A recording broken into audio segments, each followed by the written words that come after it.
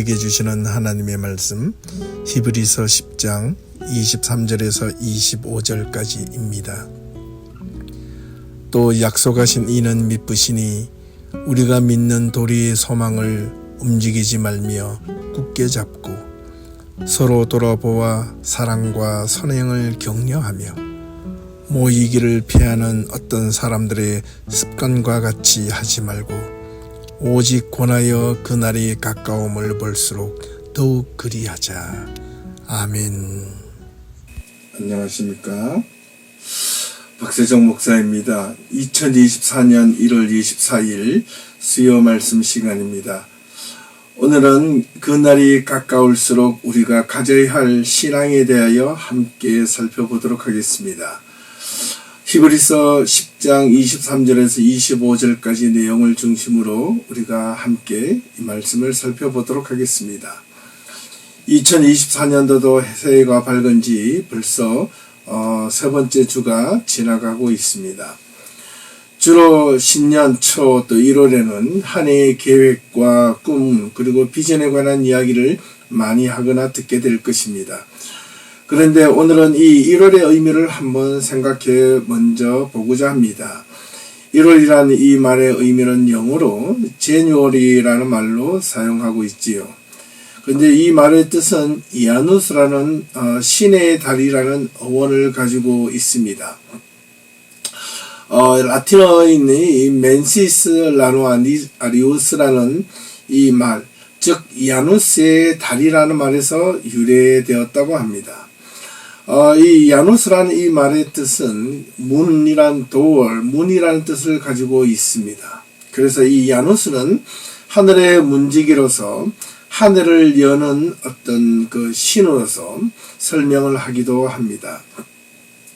이 야누스라는 말은 주로 이제 앞뒤 얼굴이 두 개가 있는 그런 신으로 설명을 하고 있는데, 이 문은 시작과 전환 또 새로운 시작을 의미하는 두 가지를 동시에 담고 있습니다. 마지막이 있으면 또 다른 시작이 있다는 그런 알리는 그런 의미로 사용하기도 합니다. 그래서 이제 이 1월은 마지막과 새로운 시작을 알리는 시점이기도 합니다. 그래서 저는 1월의 이 제뉴얼이라는 이 의미를 조금 다르게 역설적으로 한번 생각해 보고 싶습니다. 시작이 있으면 누구든지 삶의 끝이 있지 않겠습니까? 모든 자연 만물에는 시작이 있으면 끝이 있습니다. 이렇게 첫 시작 한 해가 있다면 12월이라는 또 이 한 해의 마지막이 우리 앞에 기다리고 있습니다. 그래서 이 마지막 12월에 또 다른 지난 한 해를 아쉬워하기보다 시작하는 이 시점 1월부터 다시 한번 더 마음을 굳건하게 먹고 이 하루하루를 참되게 의미있게 살아갈 수 있다면 우리의 마지막이 다가오는 그 12월에는 참 열심히 잘 살았다, 후회 없이 살았다라고 말을 할 수 있는 그런 날이 있기를 바라는 마음입니다. 오늘 말씀, 오늘 주어지는 히브리서 10장 23절에서 25절까지 내용 가운데 가장 중요한 단어가 한 가지가 있다면 그것은 바로 그날이라는 단어입니다. 그날, 어떤 날이겠습니까? 그날이 가까울수록 이라는 말로 시작합니다. 어떤 날이 가까워 온다는 말입니까? 이 날은 분명 언젠가는 우리에게 분명하게 다가올 그날을 의미하는 말로 사용되고 있습니다. 이 그날이 설명하는 바는 여러 가지 의미를 가지고 있겠습니다. 하지만 이 오늘 본문에는 분명 크게 한 가지의 목적을 가지고 있으면 틀림이 없습니다. 먼저 이 그날이라는 그 말을 하기 이전에 이솝 우화에 나오는 이야기를 먼저 하나 시작해 보려고 합니다. 하루는 이 거북이가 태양볕을 받으며 일광욕을 하고 있는 동안 주변에 많은 그 바다새들이 거북이 자신의 억센 운명을 이 바다새들에게 한탄을 하고 있었습니다. 그 누구도 나에게 하늘을 나는 법을 가르쳐 주니 없다라고 불평을 하고 있었습니다. 그때 때마침 그 주변을 빙빙 돌고 있었던 큰 독수리 한 마리가 거북이의 이 한탄하고 불평하는 소리를 듣고서 내려와서 거북이에게 이렇게 말을 합니다. 만약에 내가 너를 높은 곳에 올라가 하늘을 나는 법을 가르쳐 준다면 너는 나에게 무엇을 해줄 수 있느냐라고 물었던 겁니다. 그러자 이 거북이는 깜짝 놀라서 정말 내게 지금 소망인, 이 희망인 하늘을 나는 법을 가르쳐 준다고? 그러면 내가 바다에 있는 모든 것을 따다서 내가 너에게 모든 것을 다 해주마. 다 해주고 싶다. 다 해줄 수 있어. 라고 이야기를 했던 겁니다. 그러자 독수리가 말을 합니다. 그래, 그럼 내가 너를 높은 하늘에 올려놓으면 나처럼 이렇게 날개짓을 퍼덕퍼덕 그리면 멋지게 하늘을 날 수 있을 것이야 라고 말을 했던 겁니다. 그러자 이 거북이는 흥분을 감출 수 없었습니다. 너무나 신났습니다. 자신의 평생의 소망이었던 하늘을 나는 법을, 또 혼자 하늘을 나는 법을 독수리를 통해서 듣게 되었던 것입니다. 그러자 거북이는 또 이렇게 염려스러운 듯 말을 합니다. 나는 날개가 없지만 앞다리가 있으니 그것을 허공을 향해 날개짓하면 혹시 날아다닐 수 있을 거야 라고 생각을 했던 겁니다. 독수리는 이 거북이를 번쩍 집어들고 높은 하늘을 향해 날아갑니다. 구름 위에까지 높이 올려놓고 거북이를 그만 그의 발에서 내려놓습니다. 그러다 잠시 거북이는 자신의 앞다리를 저으며 하늘을 막 휘저어봅니다.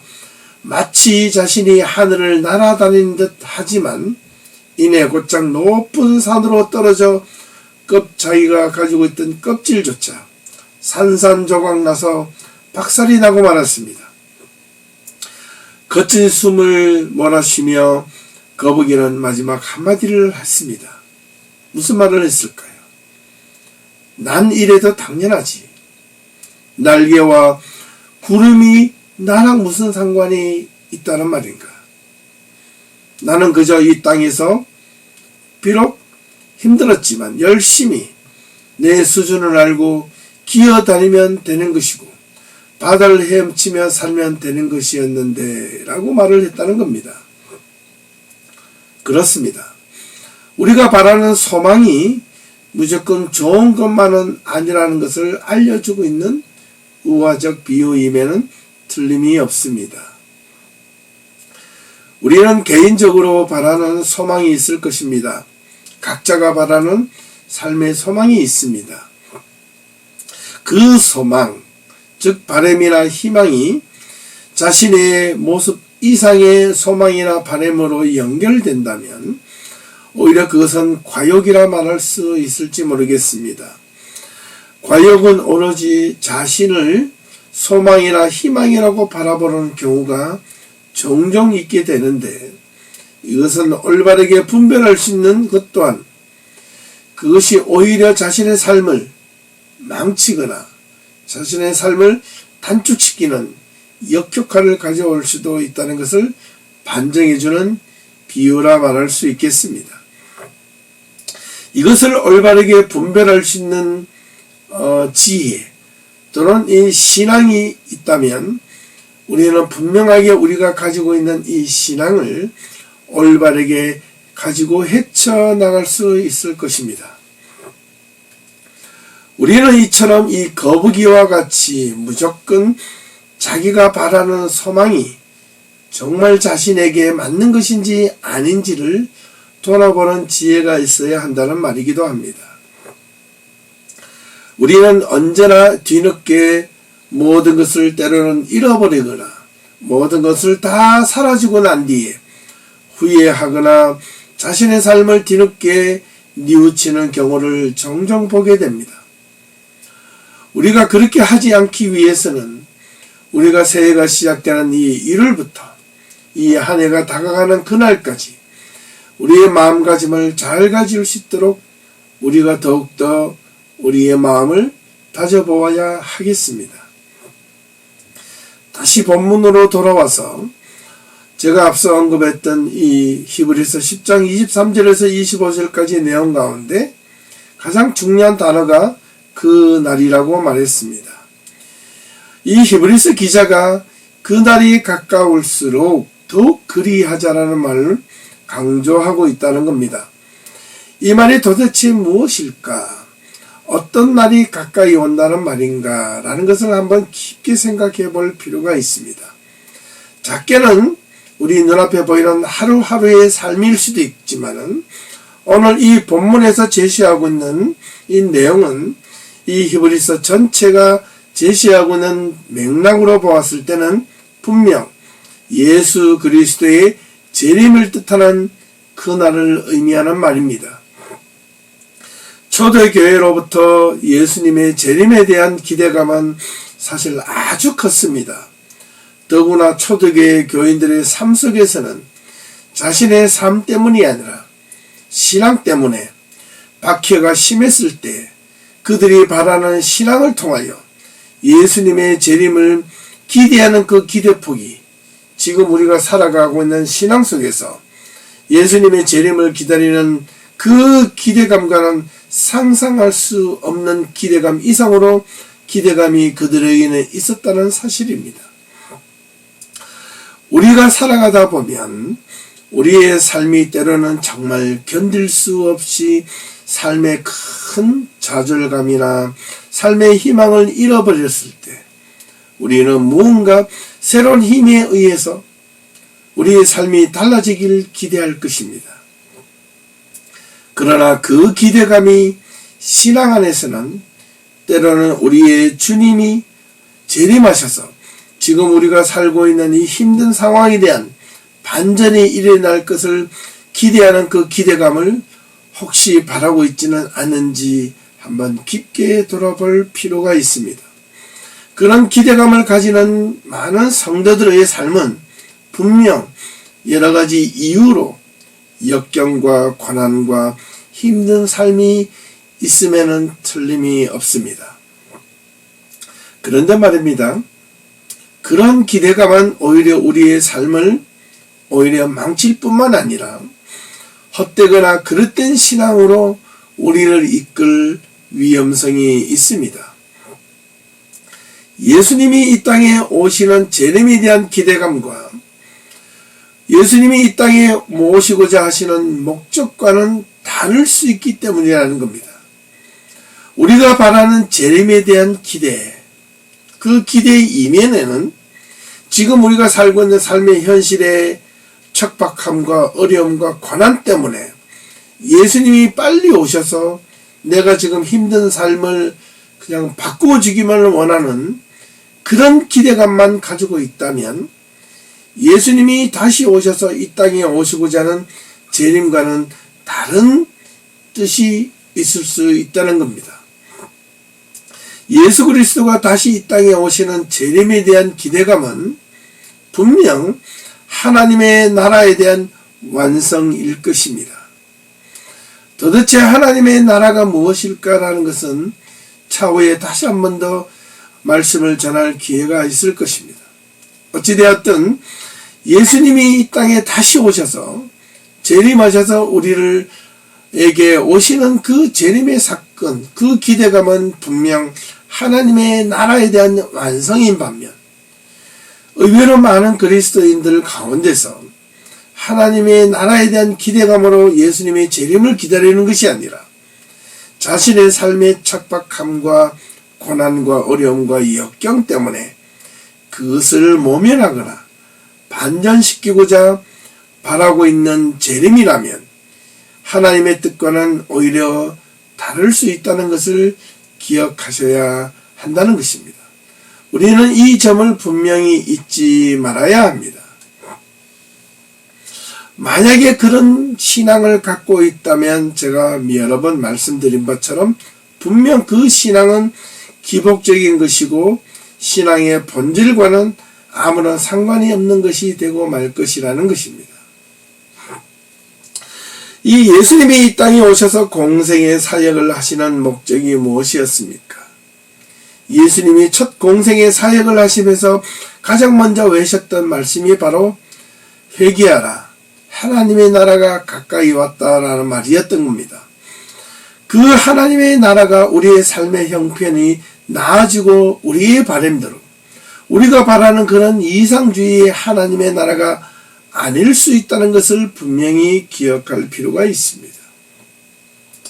그래서 우선 이 히브리서 기자가 바라는 그날은 분명 첫 번째는 하나님의 나라일 수 있겠지만 저는 조금 더 협의적으로 생각해 본다면 한 개개인의 삶이 마지막이 될 수도 있겠다라고 저는 생각해 봅니다.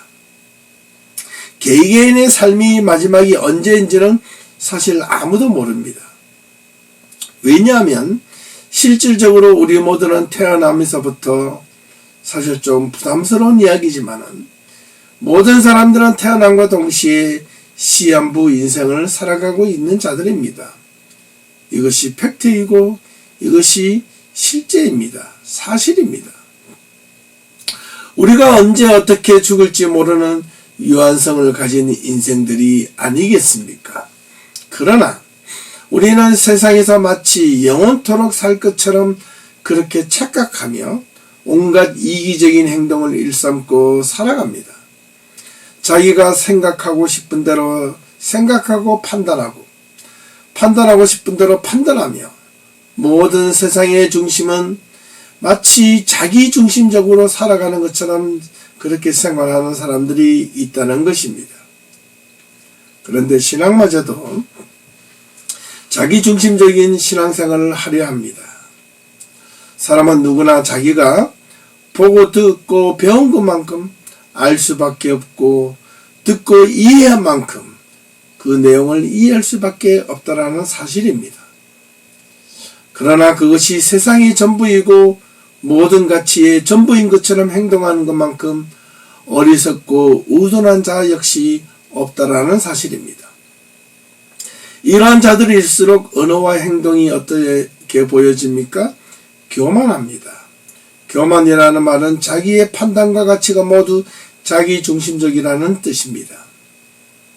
그래서 성경은 그런 자들에게 무서운 경고를 하고 있다는 것 또한 우리가 알아야 하는데 정작 교만한 자의 대부분의 이런 경고를 들으려 하지도 않고 오히려 하나님은 자신의 편이라고 스스로 정당화시키는 모순을 서스럼없이 저지르기도 합니다. 교만한 자는 모든 사고의 중심을 교만한 사고를 가진 자신의 생각을 중심으로 뭉쳐지기를 바라고 있다는 것입니다. 우리가 스스로 교만한 자만인지 아닌지는 모든 사고의 중심, 생각과 판단과 신앙의 중심이 하나님의 말씀이 중심이 되는지 아니면 자기 생각인지 또 자기 생각이 하나님의 말씀인 것처럼 포장해서 하는 것인지를 잘 분별하지 않고 자기 마음대로 그렇게 판단한다면 아무리 신앙생활을 오래 한다 하였어도 그 신앙생활은 분명히 자기 중심적인 신앙이었지 하나님을 위한 신앙, 하나님과 더불어 살아가는 신앙은 결코 아닐 것입니다. 특별히 이 오늘 본문에서 우리가 제시하고 있는 이 의미를 다시 한 번 더 깊게 생각해 볼 필요가 있습니다. 우리 모두가 유한한 인간과 또 그러한 삶을 앞에 두고 있다고 생각하며 살아간다면 우리의 삶이 언젠가는 하나님 앞에 서게 되는 날이 가까워지는 그날까지 변하지 말아야 될 신앙의 또한 삶의 또 공동체의 삶이 무엇인가를 오늘 이 세 구절에서 세 가지로 설명을 하고 있습니다. 그 첫 번째는 23절 말씀 가운데 있습니다. 우리는 분명히 바라고 있는 소망이 무엇인지 분명히 알고 그것을 굳게 잡는 힘이 있어야 한다는 것입니다. 우리가 바라는 소망은 언제 일어납니까? 소망을 이루고 난 다음에 주어지는 것이 아니라 분명 소망이 없는 자에게, 소망이 없는 자리에, 소망이 필요한 자리에, 소망이 없이는 살아갈 수 없는 자리에 소망이 필요한 것입니다. 소망이 없는 자라면, 소망이 없는 자리만 보면 소망을 결코 볼 수 없습니다. 소망이 없이 살아가는 자리만 보면 소망을 결코 얻을 수 없습니다. 하지만 소망이 이루어진 자리는 또한 소망이 필요 없습니다. 그러므로 우리가 진정 바라는 소망은 지금 우리가 살고 있는 지금 이 자리 같은 자리라는 겁니다. 우리에게 유한성의 한계를 입고 살아가는 인간의 두려움과 불안이 엄습해오는 이 삶의 자리에서 우리에게 소망은 힘이요, 용기요, 삶의 의욕을 주는 자리입니다. 우리에게 이러한 소망은 그저 물질이나 세상의 어떤 물리적인 힘이 아니라 우리에게 강력하게 주어지는 하늘을 향한 소망, 그것은 바로 신뢰이자 용기라는 말입니다. 이 소망은 우리가 살아가는 삶의 이유를 알게 하고 삶의 의미를 깨닫게 하며 삶의 목적을 향해 나아갈 수 있는 힘을 얻기에 소망 자체가 되는 것입니다. 이것을 다른 말로 하면 역시 희망이라고 말을 하지요. 우리가 살아가면서 살아가는 삶에 바람이 없는 삶은 분명 죽은 삶이나 마찬가지이기 때문에 그렇습니다. 그래서 첫 번째 우리가 가져야 될 것은 그날에 가까울수록 하늘에 주시는 하늘 소망을 굳게 잡아야 한다는 뜻입니다. 두 번째는 24절의 말씀으로 서로 돌아보고 격려하는 돌봄이 필요합니다. 진정한 소망이 있는 자에게는 눈에 보이지 않는 것입니다. 눈에 보이도록 만들어진 것은 어떤 참된 것이 있다면 그것은 바로 공동체 안에서 서로가 함께 느끼는 진정한 돌봄입니다. 우리 예비교회가 함께 하고자 하는 신앙의 공동체는 우리 모든 성도들이 함께 모여 서로 돌아보고 격려하는 공동체가 될 수 있기를 바랍니다. 서로에게 좀 맞지 않는 것이 있다고 하여 불평하고 비난하고 서로에게 험담하기보다 서로의 허물이나 잘못이 있을 때 감싸주고 안아주고 품어주는 그런 성도들이 되어야 한다는 것입니다. 서로의 상황과 아픔과 사연을 이해하고 나누고 함께 기도하며 그것을 위하여 서로 힘이 되어주고 사랑으로 격려하며 서로에게 용기를 주고받을 수 있는 그런 진정한 참된 공동체 말입니다. 무엇보다 하나님의 말씀으로 올바르게 이해하고 받아들임으로 인하여 진정한 위로와 격려와 힘을 얻는 공동체가 특별히 우리 예비교회 안에서 많이 일어날 수 있기를 간절히 소망해 봅니다. 그러므로 이 두 번째, 진정한 하늘 소망이 있는 자, 그날이 가까울수록 소망을 가진 자들은 신앙 공동체 안에서 서로 돌아보고 격려하는 돌봄이 있는 공동체가 된다는 것을 기억하셔야 합니다. 마지막 세 번째는 25절 말씀인데 믿음의 성도들끼리 어찌되었든 기회에 있는 대로 잘 모여야 한다고 히브리서 기자는 설명합니다. 우리가 함께 신앙 안에서 모여야 하는 이유는 분명합니다. 성도들이 한 신앙을 가지고 같은 신앙의 방향 안에서 서로가 다양한 사람들이 모여 함께 잘 모일 때 참된 공동체가 만들어질 수 있습니다.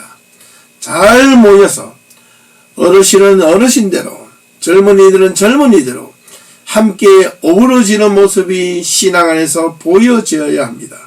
어르신들은 살아온 삶의 지혜로, 젊은이들은 가지고 있는 패기와 혈기로 서로가 주고받을 수 있는 그런 온전한 협력적인 관계가 이루어질 때 교회의 공동체는 그 모임에 대한 참된 완성이 그리스도 안에서 사랑으로 하나가 될 수 있기 때문입니다.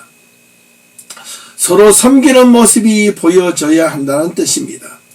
어르신들이라고 해서 그저 대접만 받으려고 하는 것이 아니라 젊은이들과 청년들과 아래 사람들을 돌보고 귀하게 보고 아껴주는 마음이 있고 우리 젊은이들과 어린 사람들은 어르신들을 잘 공경하고 그들을 섬기고 그들을 위하는 그런 먼저 대접하는 그런 모습들이 보여질 때 그것이 하나님의 나라에 대한 완성의 첫 출발점이 될 수 있다는 뜻입니다.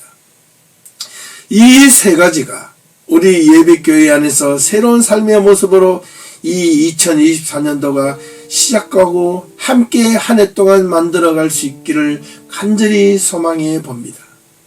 이러한 비전과 꿈이 없이는 우리 예배교회는 교회다운 교회의 모습을 분명 온전하게 갖추어지지 못할 것입니다.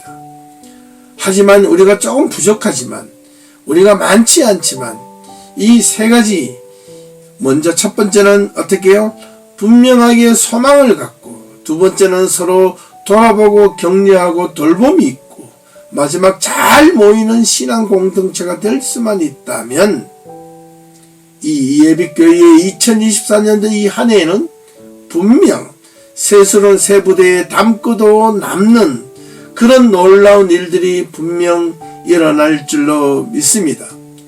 사랑하는 성도 여러분, 믿음 안에서 오늘도 우리에게 주어진 어떤 고난도 삶도 당당하게 우리 신앙 공동체 안에서 서로에게 격려와 힘으로 말미암아, 용기를 얻음으로 말미암아, 또한 하나님의 말씀을 통하여 이 새해에는 더욱더 풍성하게 우리의 삶을 채워줄 수 있기를 간절히 소망합니다. 진정 우리가 그날이 가까울수록 우리가 가져야 될 신앙은 분명합니다.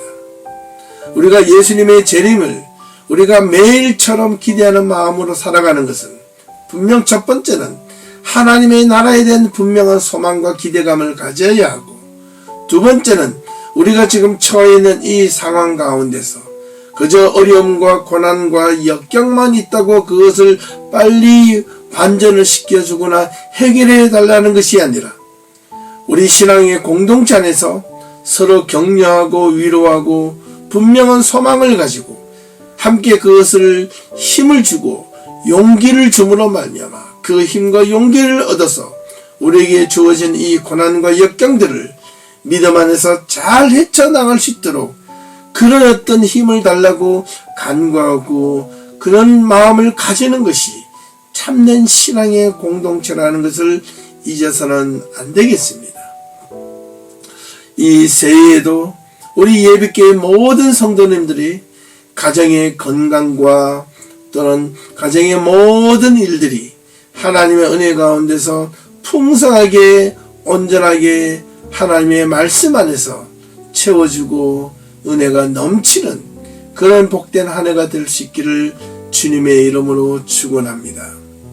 남은 한 주간도 하나님의 은혜 가운데 풍성하게 채워주는 복된 날들이 될 수 있기를 간절히 소망하며 오늘 말씀을 마치도록 하겠습니다. 함께 끝까지 시청해 주셔서 감사드리며 다음 주에 다시 뵙겠습니다. 감사합니다. 고맙습니다.